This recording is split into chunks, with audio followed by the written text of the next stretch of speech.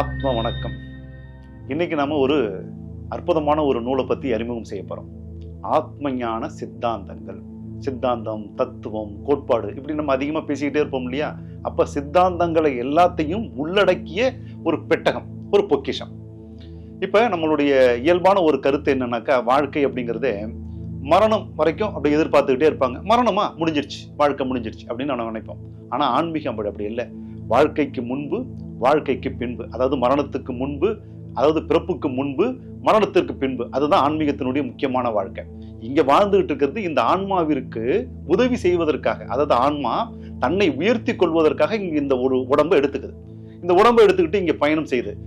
தன்னை மேம்படுத்திக் கொள்வதற்காக அது பயணம் செய்யுது. அப்ப அதற்கு இந்த உடல் தேவை, இந்த மனம் தேவை.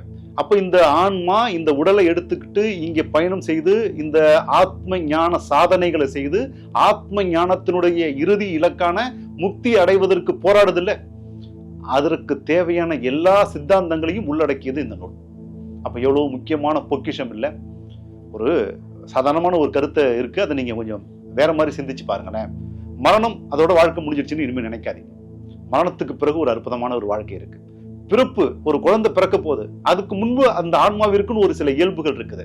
அப்ப அதை சார்ந்த சித்தாந்தங்களை தெரிஞ்சிக்காம ஆத்ம ஞானத்துக்குள்ளார, ஆன்மீகத்துக்குள்ளார பயணம் செய்வது சரியானதாக இருக்காது. அதனாலதான் நம்ம கிட்ட ஆத்ம ஞானம் பயிலக்கூடிய சாதகர்களுக்கு சித்தாந்தங்களையும் தத்துவங்களையும் கோட்பாடுகளையும் சொல்லிக் கொடுக்க வேண்டிய கடமை எங்களோடது.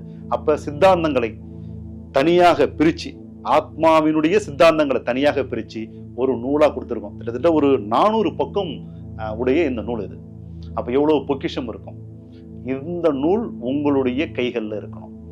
சித்தாந்தங்களை முழுமையா நீங்க புரிஞ்சுக்கணும், அதன்படி நீங்க வாழணுங்கிறது குரு மகரிஷியினுடைய விருப்பம், ஆசீர்வாதம்.